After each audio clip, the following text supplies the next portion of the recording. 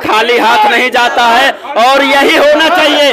जब वोट लेना होता है लोग जनता के बीच जाते हैं तो बड़े बड़े मुद्दे दिखाते हैं, बड़ी बड़ी लॉलीपॉप दिखाते हैं, लेकिन चुनाव जीतने के बाद वो चद्दर तान के जिस तरह से अपने घर में सो जाते हैं, ये कहीं ना कहीं से गलत है। अब ये तो देखिए जनता तय करेगी, वो हमारा कर्तव्य था। मैंने कोरोना काल में उनकी मदद करी, ये हमारा फर्ज बनता था, हमारे पास था तो मैंने किया।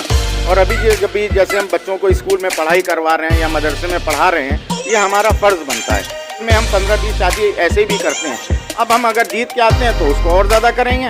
ये मतलब सबके लिए, हिंदू मुसलमान सबकी शादी यहाँ पे जो होती है, एक मिलीजुली शादी का प्रोग्राम करेंगे, बस ये है। जैसे जैसे तारीख नज़दीक आ रही है आरिफ जी, वैसे वैसे सभी प्रत्याशी जो है जनता के बीच जाते हैं और उनसे मिलते हैं और अपने अपने मुद्दाओं को बताने का काम करते हैं। बिल्कुल मैं कहना चाहता हूँ, मैं जैसा कि बताया आपने, ये बिल्कुल सत्य है कि जनता के साथ में हमेशा मैं रहा हूँ। खाली हमारे मतलब खेत की जनता नहीं, खेत के अलावा भी कोई लोग आते हैं तो उनके लिए भी मैं मदद करता हूँ। तो खेत की जनता के साथ क्यों नहीं करूँगा, अब किस और बढ़ चढ़ करके उनका साथ मैं दूंगा। मेरा नाम डीएम खट्टा है, मैं रिटायर्ड डिप्टी एसपी हूँ पुलिस से, और आरिफ भाई से हमारे बहुत पुराने ताल्लुकात हैं और ये अपनी खसूसियत के लिए खुद फेमस हैं। सबसे पहले तो मैं आपसे ये जानना चाहूँगा कि आप जनता के बीच जाते हैं और जब से आपने नामांकन किया है बहुत मेहनत करते हुए नज़र भी आ रहे हैं, लेकिन अभी बीच में सुनाई पड़ा कि आप जो है बैठने जा रहे हैं। ऐसा कुछ भी नहीं था, ये रीमर एक थी। कल भी हमको ऐसा सूचना मिली कि 500-500 रुपये में वोट जो है वो कटरा खुदायार खां में बिक रहा है, लेकिन हमको नहीं लगता है ये सब झूठी रीमर है। हमारे पास भी 5 लाख रुपए लेकर के ऑफ़र भेजा गया था कि भाई आप बैठ जाइए, तो 5 लाख रुपए में हम क्या बैठेंगे। हम 5 लाख रुपए तो हमारी नज़र में कुछ नहीं है। नमस्कार, मैं हूं अटल बिहारी शर्मा, आप देख रहे हैं आवाज जन जन की, अपराध भ्रष्टाचार के खिलाफ आवाज।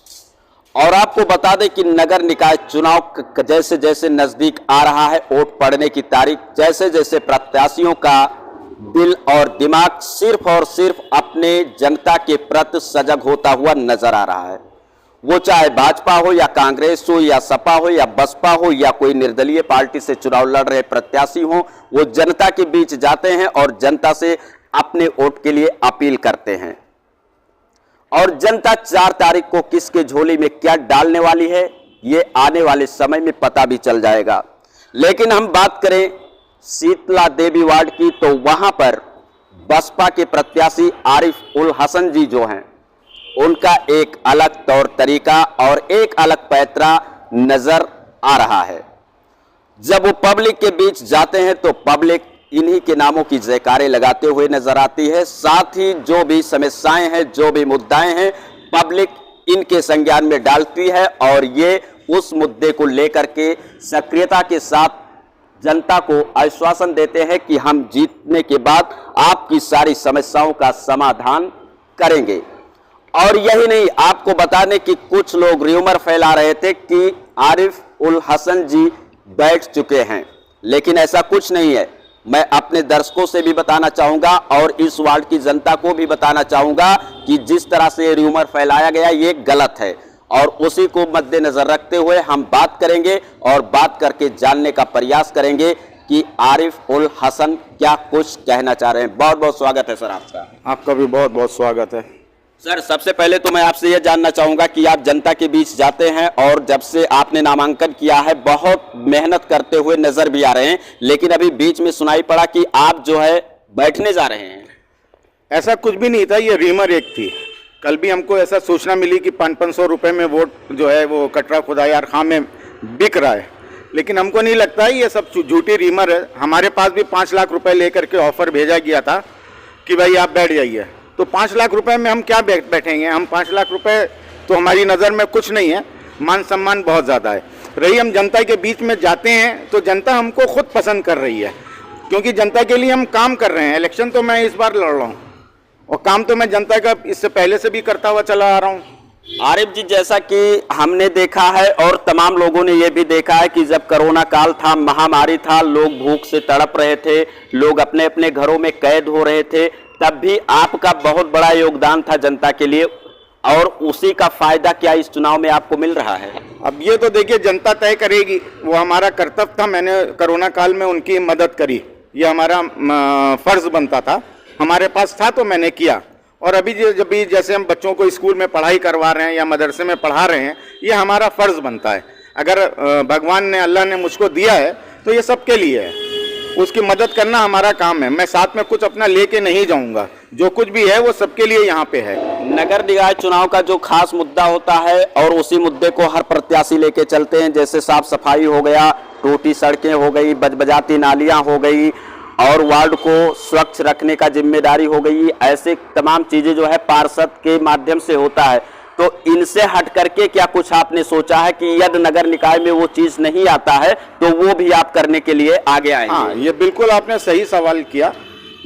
साफ सफाई तो होती है, ये होती भी रहेगी। इसके अलावा कुछ केंद्र हम खोलेंगे, जो केंद्र सरकार से हमको नीतियाँ मिलती हैं महिलाओं के लिए या बच्चों के लिए परियोजनाएं मिलती हैं, तो उन सब चीज़ों के लिए जो है एक केंद्र खोला जाएगा और समय समय के ऊपर में ये कार्य कराया जाएगा। अब शादी ब्याह का मामला हुआ, साल में हम 15-20 शादी ऐसे भी करते हैं। अब हम अगर जीत के आते हैं तो उसको और ज़्यादा करेंगे।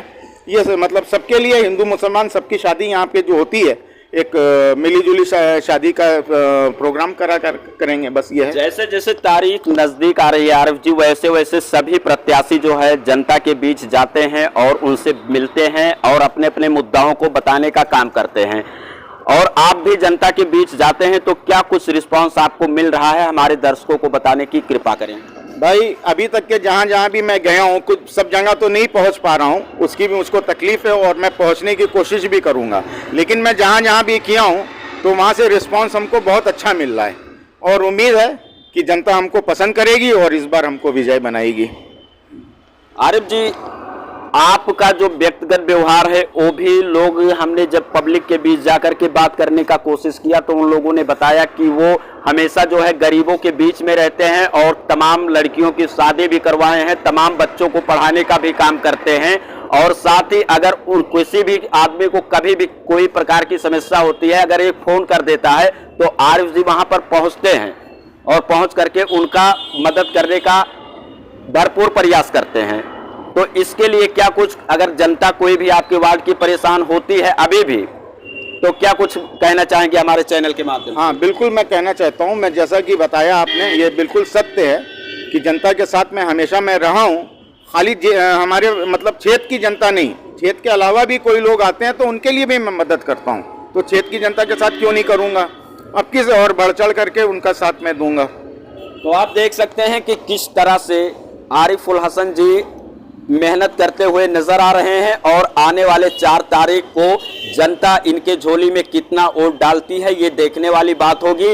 और अगर ये जीत करके पार्षदी का चुनाव जीतते हैं और इनके सर पे ताज आता है तो ये जनता के बीच में जिन मुद्दाओं को गिनाए हैं ये करने पे आगे आकर के खड़े हो पाते हैं या नहीं, ये भी मैं अपने चैनल के माध्यम से दिखाऊंगा। जिस दिन ये चुनाव जीतेंगे, जिस दिन इनको पार्षदी मिलेगी, उस दिन भी मैं इंटरव्यू करूंगा और अपने दर्शकों तक और यहाँ की जो वार्ड की जनता है उन तक बात पहुँचाने का कोशिश करूंगा। क्या नाम है आपका? रमन दीक्षित। क्या कुछ कहना चाहेंगे आप? आरिफ भाई के द्वारा सभी कार्य बहुत अच्छे किए जाते हैं, करते रहे हैं।